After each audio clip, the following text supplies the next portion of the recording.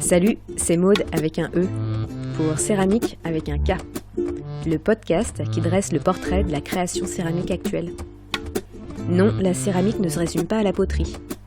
Elle ne se résume pas non plus à Demi Moore et Patrick Swayze, batifolant sur un tour de potier. Non, la céramique ce n'est pas ringard. Au contraire, c'est une discipline vaste et éclectique, regroupant des créatrices et créateurs, des artistes aux horizons et pratiques variées. Ici, vous pourrez écouter ces artistes nous raconter leur parcours, leur démarche et leur place dans le monde de la création actuelle. C'est l'heure du podcast Céramique. Allez, c'est parti, enfourchant le tigre.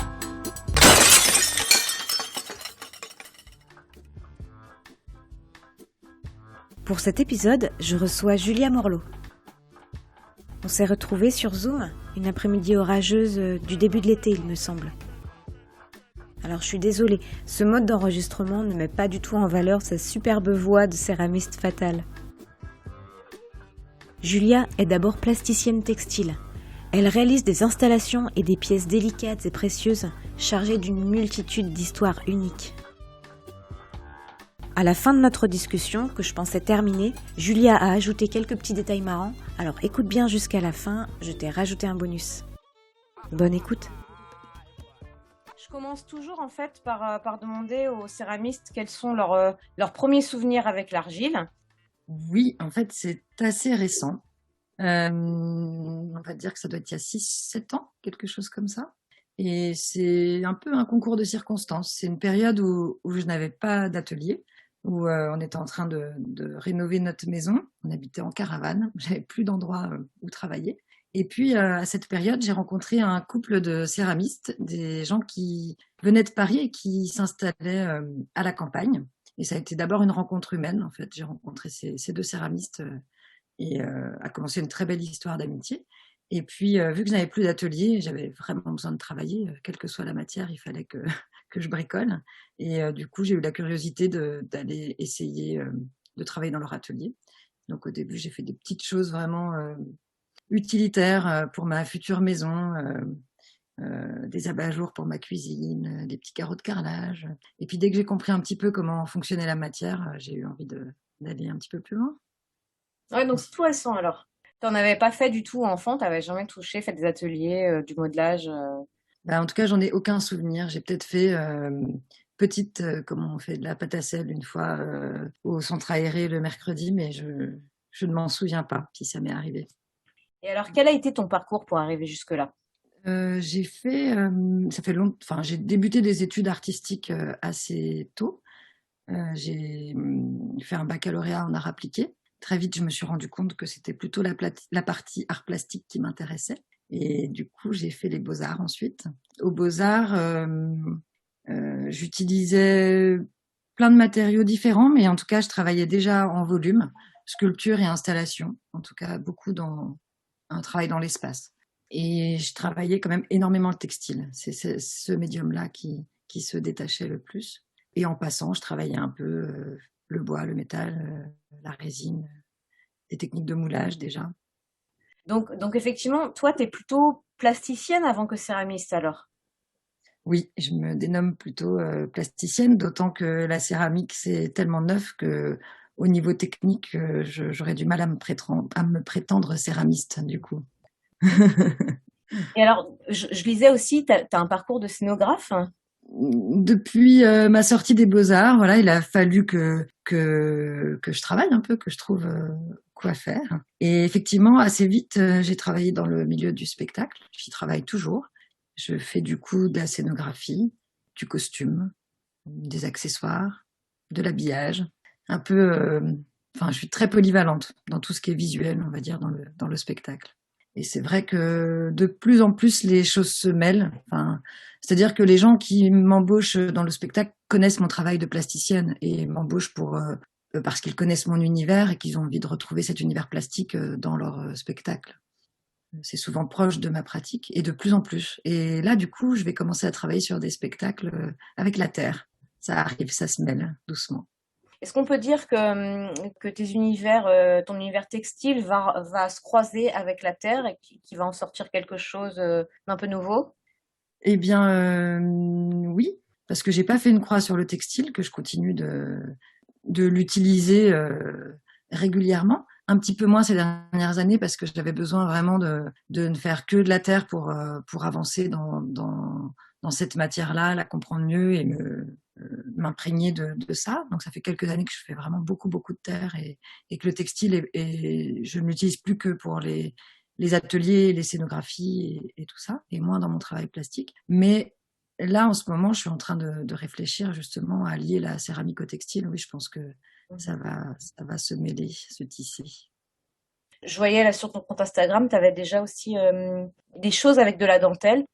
Je faisais pas des pièces avec des incrustations de dentelle, mais Ouais. j'ai beaucoup utilisé la dentelle, le crochet, on va dire toutes les matériaux textiles déjà existants qui avaient été fabriqués par des mains de femmes et qui du coup étaient déjà à même de raconter une histoire. Donc moi j'utilisais ces matériaux-là qui étaient relégués, souvent on voit dans les greniers, les débarras, les Emmaüs, et j'utilisais beaucoup cette matière première, mais que je transformais. Et j'allais toujours chercher le volume aussi avec ces matières souples.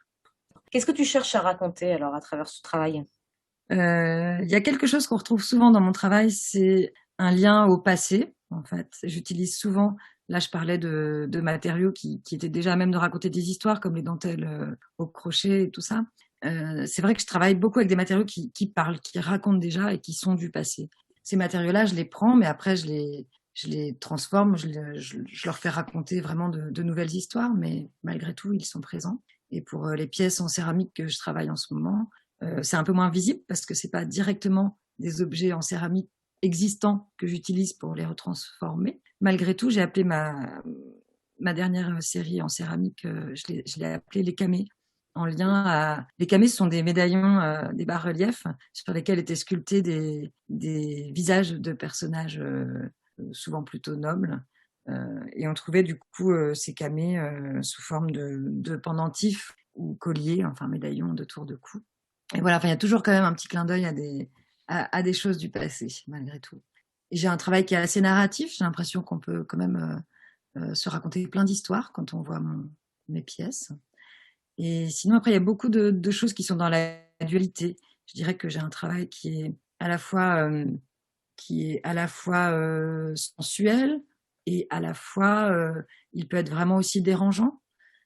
Il y a quelque chose aussi voilà, de l'ordre du décoratif, quelque chose de très joli au premier abord. Souvent, quand on regarde d'un peu plus près, voilà, des choses un peu plus perturbantes, je dirais, gênantes, dérangeantes, étranges.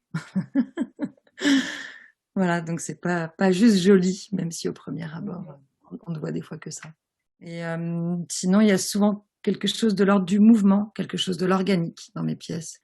Et ça, c'est valable pour le textile autant que pour la céramique. C'est-à-dire que on serait comme à un moment, on peut imaginer tout le mouvement qu'il y a eu avant, tout celui qu'il va y avoir après, mais on est comme à un moment de pause et où le mouvement se fige un temps, juste le moment où on le regarde, mais on peut avoir l'impression que c'est quelque chose de vivant, quelque chose qui va pouvoir, qui a bougé et qui va bouger encore, quelque chose de quand même très vivant.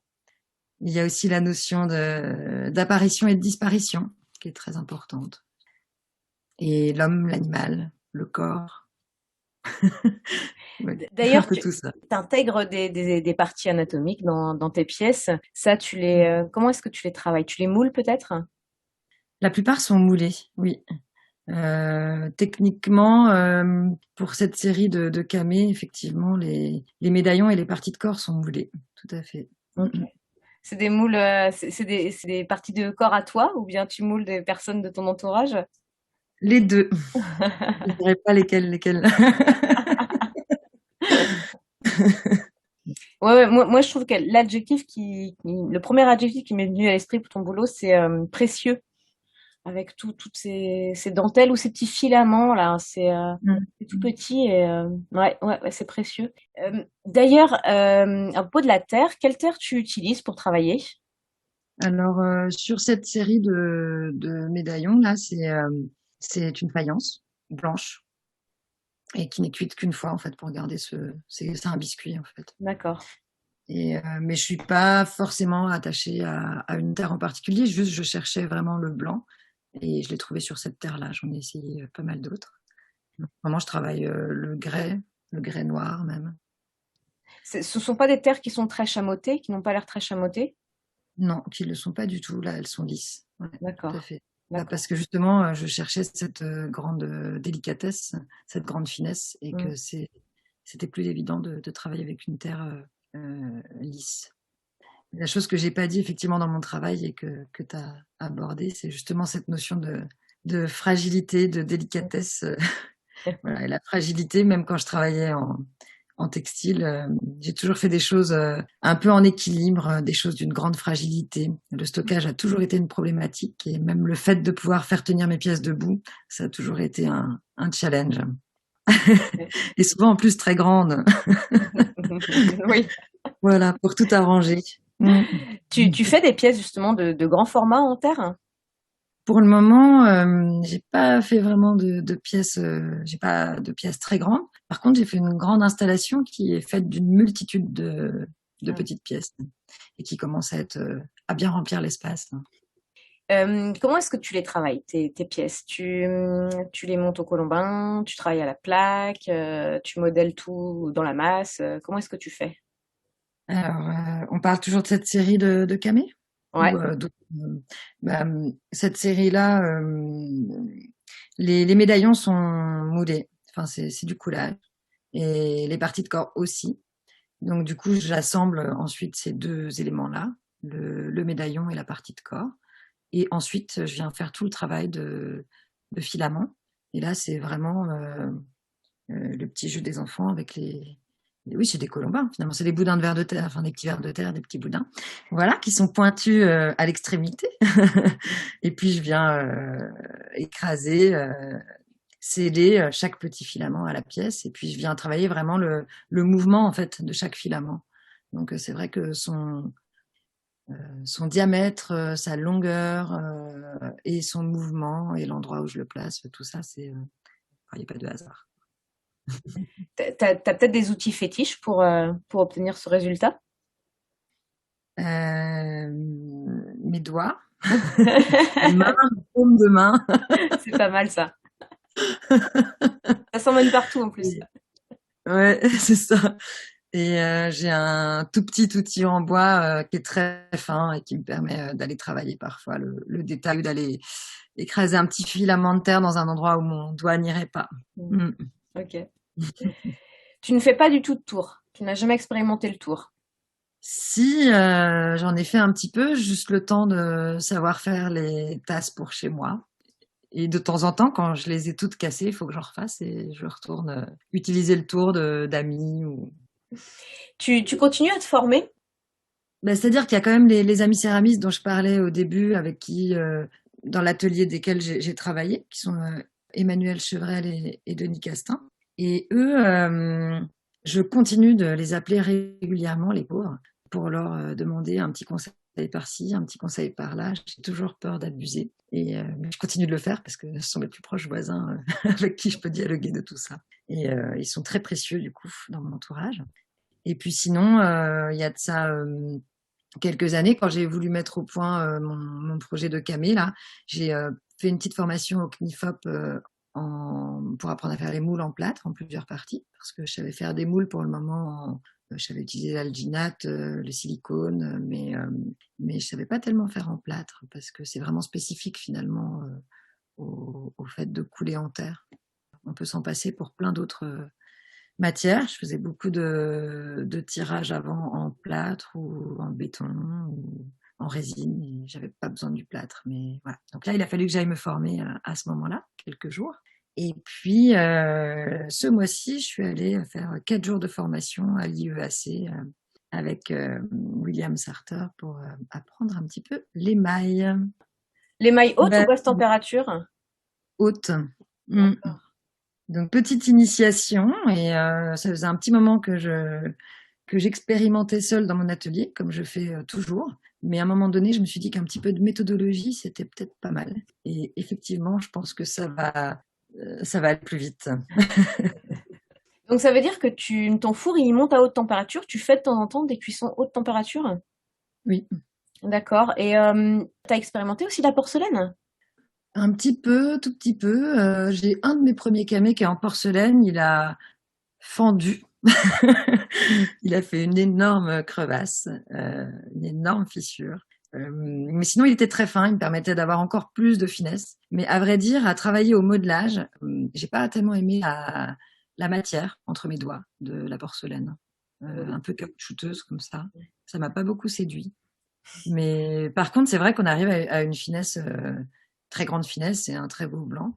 Mais malgré tout, c'est pas elle que j'ai aimé manipuler, en tout cas dans cet état. Parce qu'après, porcelaine papier, c'est différent, ou d'utiliser en coulage, c'est autre chose, et je pense que ça se passerait très bien. Mais en modelage, ça m'a pas tant séduit. Ouais, je comprends. C'est vrai qu'il y a peu hein, finalement de sculpteurs qui utilisent la porcelaine. C'est quand même réservé plutôt à l'utilitaire. Hein. Mm. Il y a le travail de Elsa Alès qui est magnifique. Ouais, c'est de la porcelaine papier. Et Mhm. ton boulot, il me faisait penser aussi au travail de Julie Abou, qui, je crois, utilise de la porcelaine aussi. Tout à fait. Alors, je vois pas le travail d'Elsa Alès, mais je regarderai. Ouais, Mais par rapport au travail de Julie Abou, effectivement, on s'est encore jamais rencontrés. ouais. Et en tout cas, on a en commun le fait de travailler avec des parties de corps et des pièces blanches. Bah justement, est-ce qu'il y a des boulots comme ça de céramistes que tu aimes qui peuvent t'inspirer est-ce que tu as des influences ou alors autres que la céramique hein, d'ailleurs hein.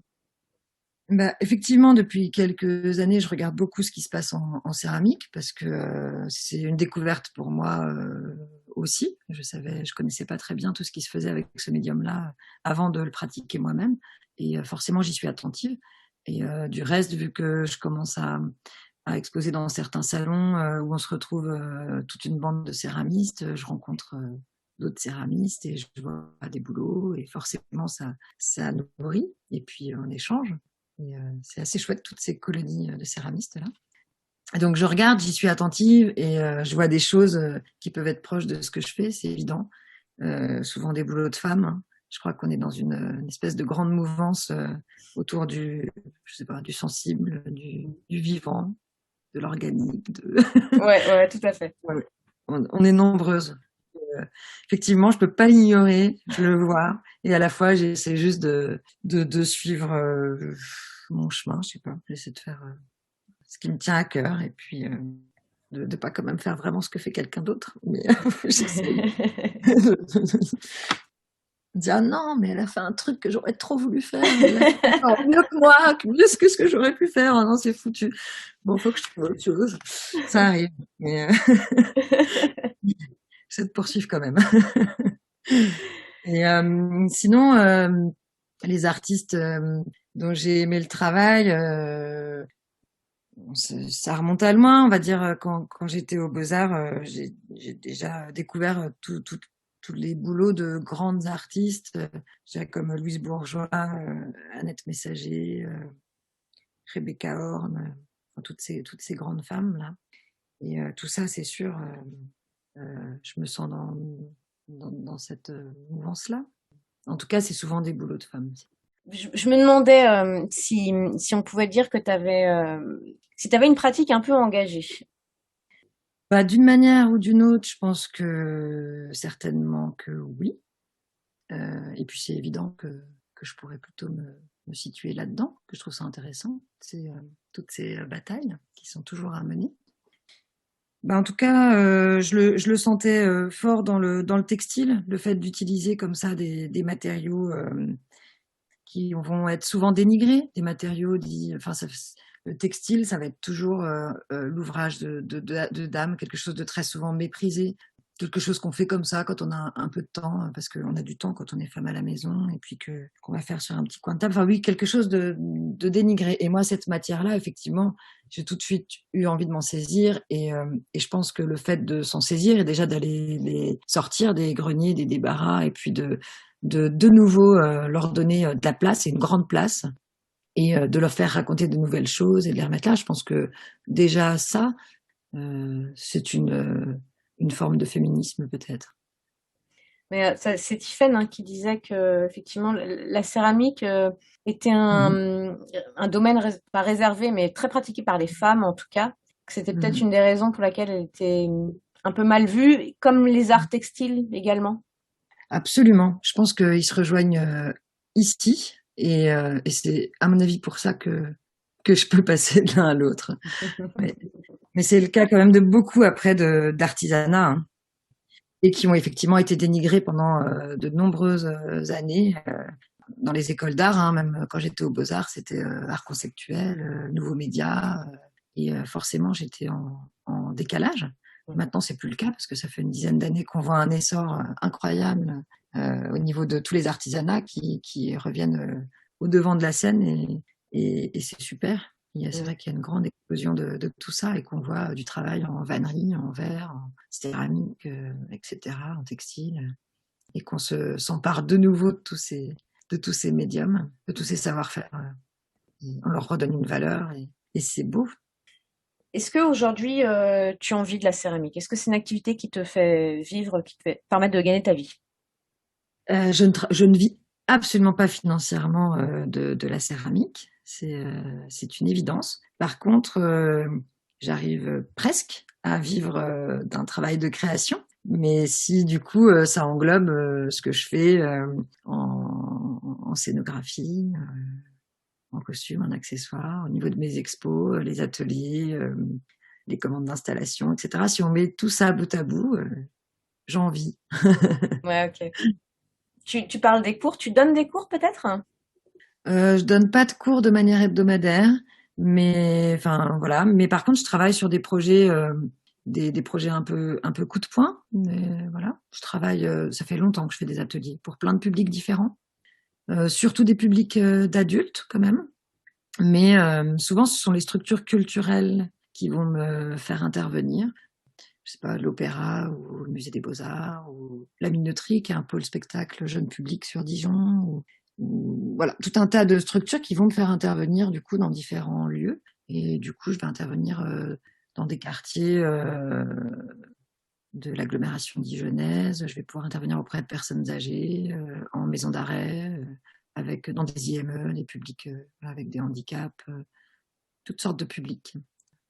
C'est des projets qui sont souvent ambitieux, avec des beaux résultats et des gens qui peuvent être fiers de leur travail et une grande visibilité dans la ville et souvent des beaux gros projets quand même et des belles rencontres et des projets sur des périodes très denses, parfois 5 jours ensemble et la fin de projet est au bout de 5 jours ou le tout sur 2 semaines, des choses très groupées comme ça.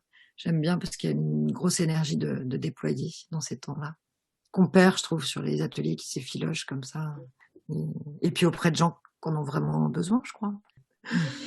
Et ces actions, elles se font aussi avec le médium céramique. C'est pas, ou alors c'est tout, tu mélanges tout, tu mixes tout. J'ai beaucoup utilisé le textile jusqu'à présent. Après, ça pouvait être porté vers l'installation ou vers le spectacle, vers la scéno, vers le costume. Et puis nouvellement, maintenant que je connais un petit peu plus la céramique, je commence aussi à proposer des ateliers avec la céramique, mais c'est très récent. Ton espace atelier, comment est-ce qu'il est organisé? Est-ce que tu peux décrire? Mon espace atelier. Alors déjà, il est tout au bout de la maison, ce qui est important parce que quand je ferme ma porte, il y a quand même moins de chances que je sois dérangée. J'y suis un petit peu tranquille. Il est tout en longueur. Il est assez haut de plafond, très lumineux. J'ai toute une partie de mes étagères qui sont là pour accueillir tout ce qui a trait à la céramique. Donc j'ai quelques pains de terre, sinon les autres sont à la cave, trop encombrants. J'ai un endroit pour faire pour couler la terre dans mes moules et près du point d'eau. Au fond de l'atelier, j'ai un espace où j'ai plein de caisses avec tout ce qui est textile. Et puis après, j'ai encore d'autres étagères avec la peinture, les pigments, des boîtes avec des millions de petites choses. On ne sait même pas ce que c'est des fois. Et puis, j'ai un grand rayonnage de livres d'art. Je suis en train de regarder mon atelier pendant que je fais ça. Et j'ai mon bureau pour toute la partie administrative qui, hélas, prend toujours bien trop de place.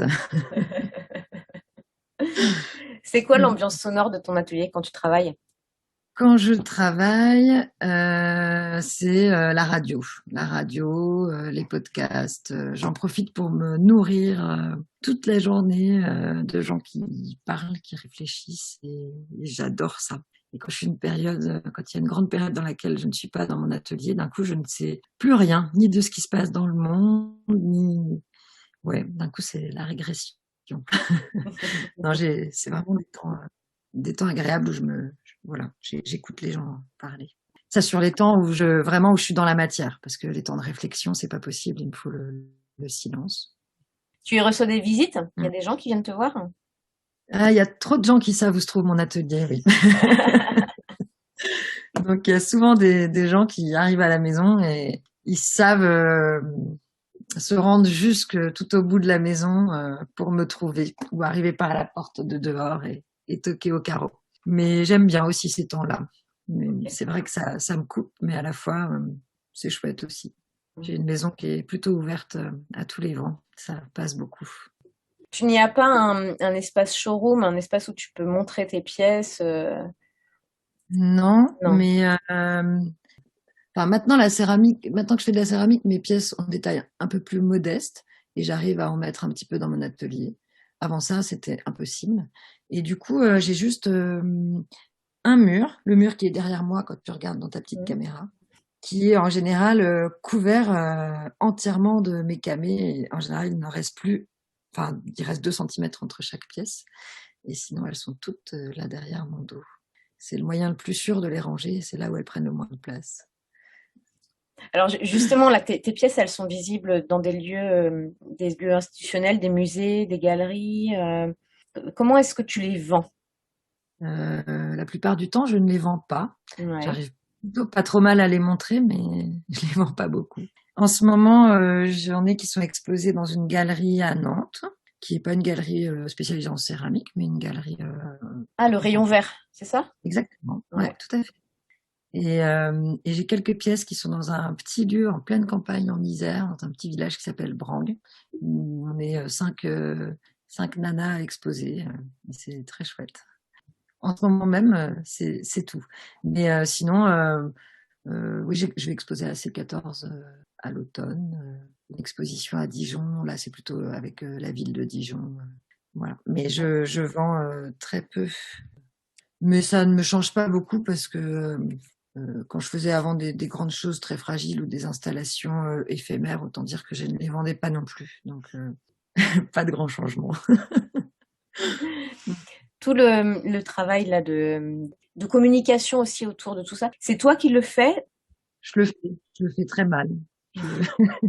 Ben oui, j'essaie de m'entraîner depuis des années, mais à la fois c'est dur d'avoir toutes ces casquettes aussi, hein, de faire sa communication, de contacter des galeries, des lieux, Ouais, ça demande des compétences particulières hein, qu'on n'a pas forcément, on n'a pas forcément l'énergie à mettre dans tout ça, ouais. Le temps peut-être. Ouais, c'est ça. Bon, c'est le moment des tu préfères. Donc moi je voulais savoir, il faut que tu choisisses. Tu préfères emballer une par une série de toutes petites pièces, t'en as au moins une centaine à faire, un peu comme l'installation que tu viens de faire en fait. Je viens très très bien, Ouais. extrêmement fragile en l'occurrence. Voilà, c'est ça. Des petits bouts à chaque fois que tu en emballes une. Ouais, c'est ça. Ou alors tu préfères aller faire un atelier avec des scolaires en ayant un minimum de matériel et puis avec un groupe un peu pénible. Il est un peu pénible ou très pénible? Très, très pénible.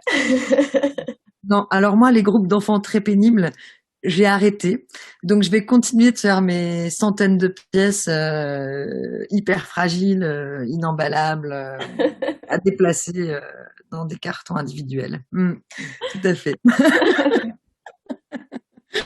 Je suis un peu folle, hein. Ouais, c'est fatigant, ça. Et alors, pour l'avenir là, de ton activité, tu as envie de quoi? Je voudrais un super grand espace-temps dans mon atelier, toute seule, tranquille, face à la terre. Ça serait super, mais j'arrive jamais à le faire exister. Est-ce que des projets de collaboration, ça te tente pas? Alors, j'en fais déjà plein, j'ai l'impression. Tu parles de quel type de collaboration? Ça peut être des collaborations avec d'autres céramistes ou d'autres artistes dans les mêmes médiums que tu utilises. En fait, vu que dans le spectacle, je travaille déjà avec plein de gens, c'est déjà plein de boulot de collaboration. Là, par exemple, je vais travailler avec un metteur en scène qui s'appelle Laurent Dupont, qui travaille en jeune public sur Paris. Et là, par exemple, sur scène, la chanteuse va devoir manipuler des kilos et des kilos de terre. Et du coup, on va être dans le travail de l'argile, comment il va se métamorphoser le temps d'un spectacle, etc. Donc ça, par exemple, je trouve que c'est une collaboration autour de la terre. Bon, ça marche. Et pour un spectacle de danse, là, par exemple, je dois fabriquer un slip en céramique qui va sans cesse devoir essayer de ne pas perdre, parce que bien sûr, un slip en céramique, c'est lourd, ça tient pas sur les hanches et ça tombe. Donc, c'est une collaboration aussi. Voilà, c'est plutôt des projets rigolos en plus. Et puis, sinon, justement, on projette d'exposer ensemble avec Tiffaine Charles Blin et avec Lydia Kostanek. On s'est bien trouvés toutes les trois. Il y a plein dans le boulot et on aimerait vraiment bien trouver un endroit pour exposer ensemble. Donc ça serait plus collaboration d'exposition. Mais en tout cas, on a envie de se retrouver et de se retrouver toutes les trois et de mettre nos boulots en lien, quoi. Ouais, ça résonne bien en tout cas tout votre travail. Ouais, bien sûr.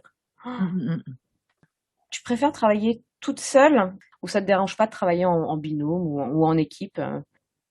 Je vais pas travailler de la même manière si je travaille avec quelqu'un d'autre, forcément. Le plus simple pour moi, c'est quand même de réfléchir à un projet seul et de faire tout le travail de recherche, de conception toute seule.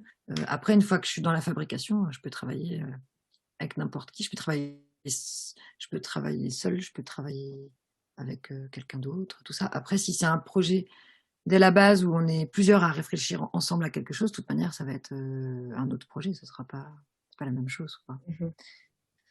Ça t'arrive d'avoir des stagiaires de temps en temps? Eh bien, j'en ai eu une à l'automne pour le travail de la terre. C'était la première fois parce que forcément, on ne me connaît pas encore très bien. Et elle est venue 6 semaines en atelier. Iris, eh bien, elle est venue au moment justement où je faisais mes 150 modules de terre là qui forment du coup une grande installation. Donc c'était très long. Malgré tout, chaque module n'est pas le même que le précédent, parce que là, j'ai pas du tout utilisé le moulage et c'est vraiment que du modelage. Des fois, j'ai dû lui faire d'autres choses. Je crois qu'elle s'en arrachait les cheveux. Elle a jamais réussi à mettre tous les filaments côte à côte, à ce qu'ils tiennent debout. Vraiment, elle a persisté, elle a essayé. Elle a fini par lâcher. Ouais, je trouve que la question, enfin la notion de le concept de transmission, il est important dans ton parcours, que ce soit à travers tes pièces et puis le côté humain aussi, puisque avec toutes les activités que tu proposes. Oui, je pense que il est important à plein d'endroits dans mon travail. Enfin, la transmission est importante à plein d'endroits dans mon travail. Depuis toujours, en parallèle des beaux-arts, moi, je suis allée apprendre des techniques artisanales, des savoir-faire ancestraux un peu partout auprès de plein de gens.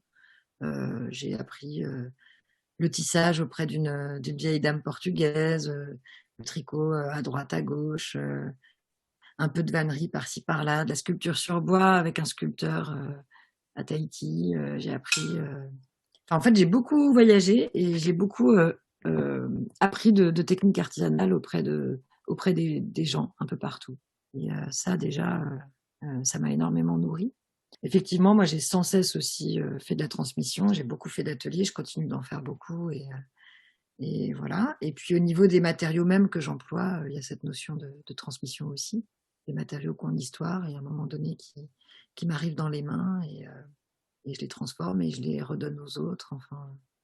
Ouais, le côté mémoire aussi. Ça, c'est un des mots-clés de ton boulot. Oui, tout à fait. Je pense que c'est un grand mot et je ne l'avais même pas encore prononcé depuis le début du dialogue. Heureusement que tu le dis. Après chaque interview, je papote un peu encore avec les céramistes en laissant le micro ouvert.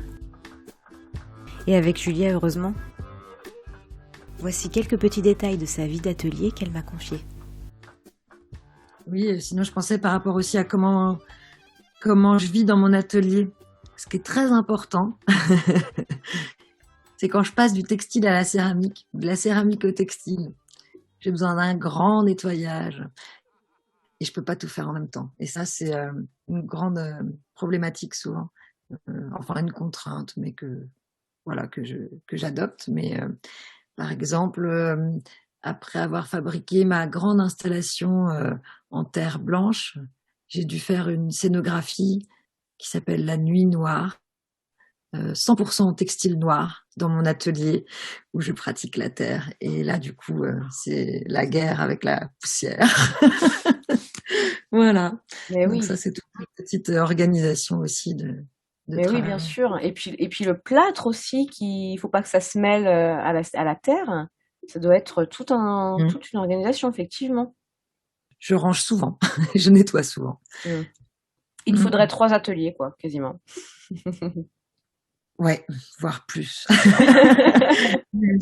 Le coin bureau, oui, le coin textile, et le coin terre, et puis le coin très très sale, le coin bricolage, soudure, et l'espace vide aussi pour prendre des photographies et essayer des choses dans l'espace. Donc c'est Voilà. ça en fait ton rêve pour la suite de l'activité, quoi. C'est développer, avoir plus de temps et plus d'espace. Ouais, ça serait juste parfait. Merci d'avoir écouté Céramique, le podcast. N'hésitez pas à vous abonner ou à nous laisser 5 étoiles. À bientôt pour une nouvelle rencontre autour de la Terre.